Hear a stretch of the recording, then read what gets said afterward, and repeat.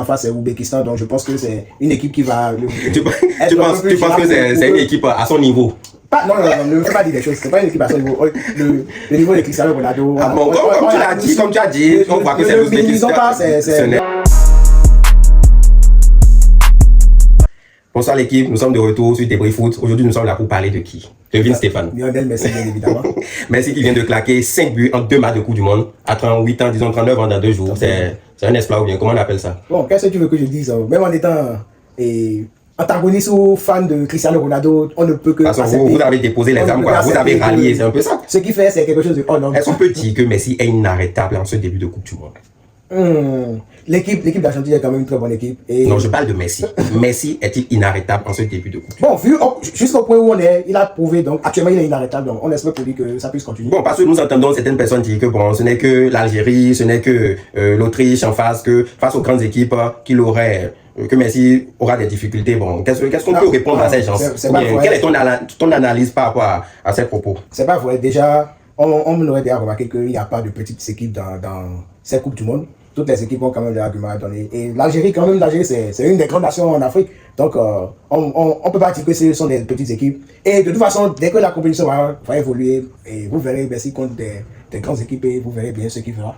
Ce qui est fascinant dans ce qui se passe, c'est que le mec, il jouait déjà en Amérique et tout le monde disait qu'il est finito, que c'est la fin. Il a déjà fini avec le jeu. Déjà, il a déjà une Coupe du Monde. Donc, il viendrait sur un pied marcher sur le terrain. Mais ce qu'on voit dans le jeu, ce n'est pas ça. Le gars, il dit toujours le tempo de l'équipe. Toutes les actions offensives de cette équipe passent par lui. Il est toujours le métronome. On dirait qu'il se bonifie avec le temps. Ça montre vraiment pourquoi on l'appelle le GOAT, en fait. C'est quelque chose de hors norme, en fait. Parce que je ne veux pas concevoir à 39 ans, on puisse toujours être aussi limite le meilleur joueur du monde. J'allais venir là tout à l'heure. Messi est-il toujours le meilleur joueur du monde? Est-il le meilleur joueur de ce tournoi actuellement? Bon, on va pas oublier qu'il a Mbappé qui a claqué 4 buts déjà, Erling Haaland aussi qui a claqué 4 buts, mais est-ce que l'impact, ce en quoi Messi se différencie toujours de la masse, c'est qu'il est à la conception du jeu, c'est lui qui produit le jeu, et c'est lui qui a encore la finition. Bon, tout au long de sa carrière, ça a toujours été comme ça. Donc, avec plus d'expérience, je pense que c'est inévitable, en fait, que ce soit toujours celui qui va dicter le tempo de chaque rencontre.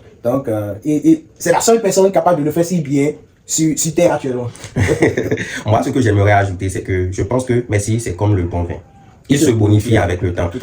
On a vu un Messi à la Coupe du Monde passée qui avait l'envie de faire gagner son équipe, mais actuellement, il joue en mode décontracté. Il a déjà fini le jeu. C'est-à-dire, ce n'est qu'un bonus en fait qu'il est en train d'apporter à la terre entière, à tous les fans de foot, ce qui le rend encore plus dangereux. On l'a vu rater un penalty déjà dans cette Coupe du Monde, mais il n'a pas, c'est vrai, il était irrité au début, mais après quelques minutes, il est encore rentré dans le jeu. On a vu ce qu'il a sorti.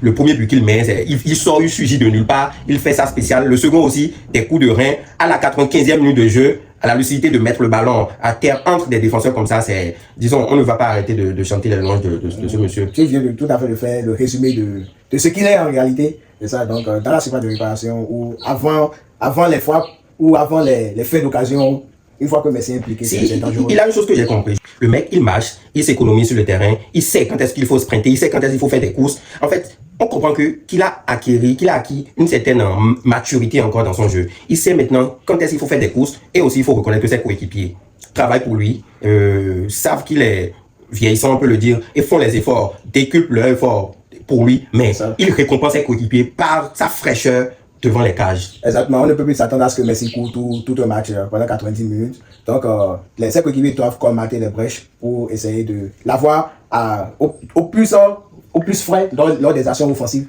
Donc, c'est ce qui fait sa force aussi. Il doit s'économiser pour pouvoir marquer. On est en train de vanter les mecs, mais est-ce que tu penses qu'il est arrêtable? Est-ce que Messi est arrêtable dans cette Coupe du Monde? Non. Parce que si, à cette allure, s'il peut mettre des triplés, des doublés à chaque match, quelle équipe peut l'arrêter? Est-ce qu'il a une stratégie qu'on peut mettre en place pour le stopper en fait? Tu ne peux pas stopper Messi, c'est impossible. Donc, à parler comme ça, c'est tout comme si on ne peut pas le stopper, c'est dit déjà que l'Argentine gagnera la Coupe du Monde.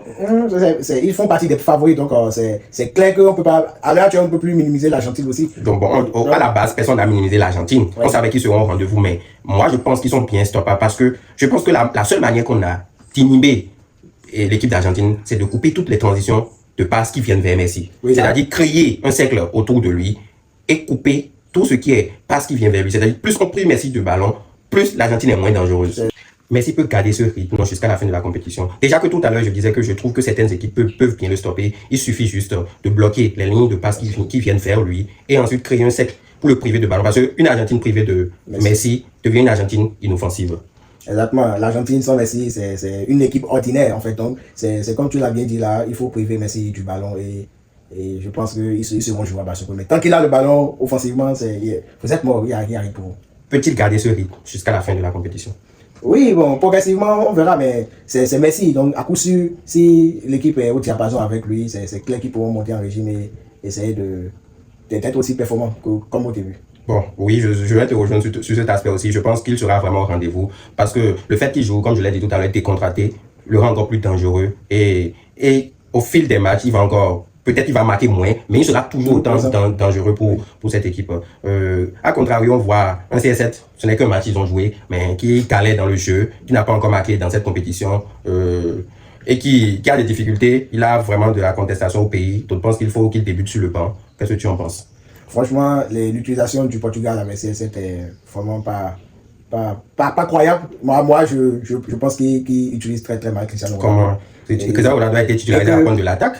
Comment on peut encore l'utiliser? Mais c'est comme tu as dit tout à l'heure, tu vois comment l'équipe d'Argentine se structure autour de Lionel Messi. Il est vrai que Cristiano n'est pas celui-là qui va récupérer la balle au milieu. J'allais exactement venir dessus. Mais Cristiano n'est pas ce profil de joueur qui va chercher le ballon, on va construire autour de lui. Il sera la finition des ballons. Maintenant, a-t-il toujours le physique? A-t-il toujours les sprints qu'il faut? Fait-il les appels qu'il faut actuellement pour cela? C'est pour ça que je te parle du Portugal, de la gestion du Portugal avec Cristiano. C'est coéquipier qui doit savoir déjà le connaître et savoir dans quelle disposition lui donner la balle pour bien le servir en fait. Donc, il faut et pour des joueurs comme Bruno Fernandes, Vitinha et consorts, ils ont des qualités pour mettre Cristiano dans de très bonnes conditions. Donc, on ne sait pas ce qui marche mal. Moi, je ne suis pas d'accord avec ça. Je pense que Cristiano Ronaldo doit accepter d'être un joueur lambda actuellement dans cet effectif. Mais c'est un joueur lambda. Non, actuellement, le produit, dans sa tête, il est toujours Cristiano Ronaldo.